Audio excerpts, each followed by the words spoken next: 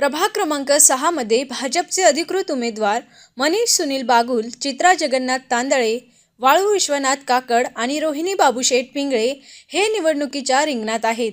नागरिकांनी यावेळी उमेदवारांना विजयासाठी शुभेच्छा दिल्या. उमेदवारांनी प्रभागातील घराघरात जाऊन मतदारांशी थेट संवाद साधला आणि परिसराच्या सर्वांगीण विकासाचे आश्वासन दिले.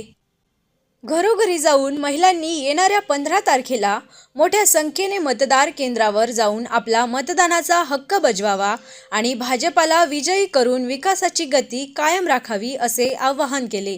स्थानिक नागरिकांनी आमचं मत कमळला असे सांगून भाजपाला पाठिंबा दिला. माझं मत फक्त कमळाला. मी भाजपचे सगळे उमेदवार ओळखतो आणि माझं मत भाजपला. आमचं मत कमळाला. भारतीय जनता पार्टीचे अधिकृत उमेदवार यांना प्रचंड मतांनी विजय करा. त्यांची निशाणी आहे कमळ कमळ कमळ. भारतीय जनता पार्टीच्या सगळ्या उमेदवारांना भरघोस मतांनी विजयी करा. या निवडणुकीचे वैशिष्ट्य म्हणजे भाजप उमेदवारांना निवडून आणण्यासाठी स्थानिक नागरिक स्वतःहून प्रचारात सहभागी होताना दिसत आहेत.